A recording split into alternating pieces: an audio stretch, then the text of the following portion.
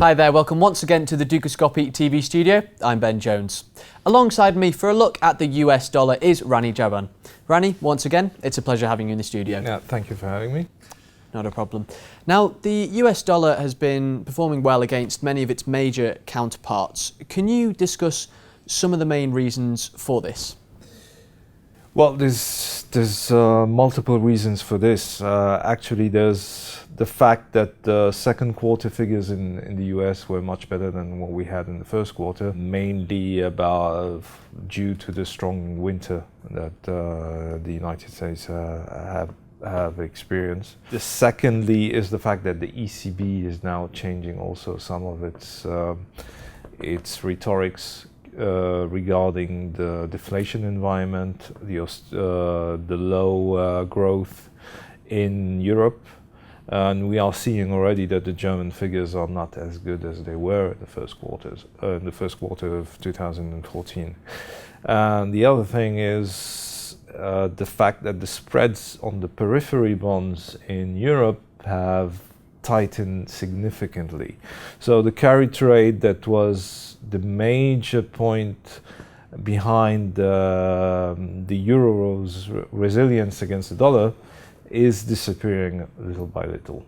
And we are seeing an uptick on the 2-year treasury bonds and the 10-year.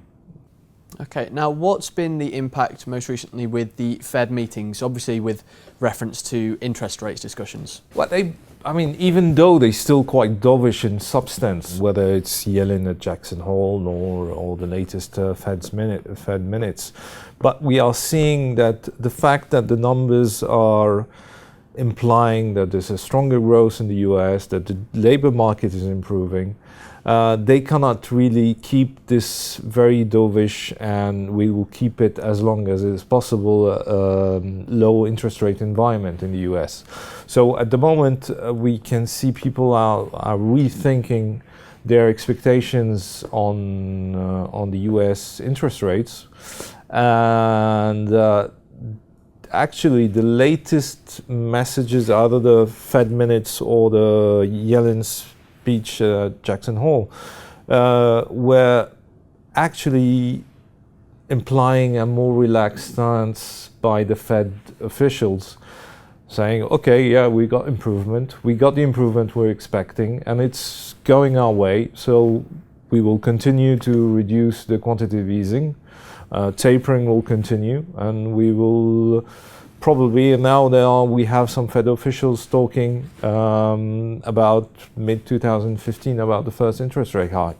So we have a more relaxed attitude compared to a very defensive Fed, where we had, as soon as we had expectation of higher rates, the Fed were coming in and saying, hey, calm down, it's not there yet. Now we have even some Fed officials, where we know they have a hawkish background, but they are saying, well, the market is not prepared for and should be prepared for high interest rates in a much nearer term than what is expected. Okay, and now looking ahead, what do you see that will be significant that will affect the greenback? Will it simply be the interest rate discussion? Well, obviously the interest rate differentials are the main factor influencing the dollar and dollar against euro especially, and against emerging markets. So we have an environment with improving economics and expectations of tightening, tapering is tightening, and high interest rates even. And on the other hand, you've got Europe, where we're talking about introducing quantitative easing, and where we are at in a cycle for a while, I think, of very low interest rates. So this difference in cycles will obviously be the main engine of dollar appreciation. We're going to judge it on the performance of the economy in the US, also on the job market and GDP.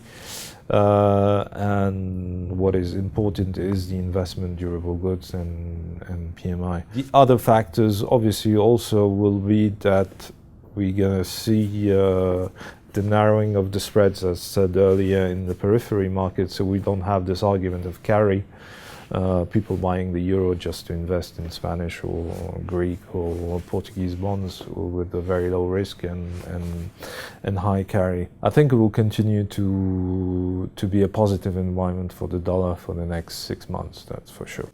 Fantastic. Rani, once again, thank you very much for You're joining welcome. us. And thank you for watching. Do make sure you keep clicking back to Dukascopy TV, as we'll be bringing you plenty more updates and exclusive interviews. Bye for now.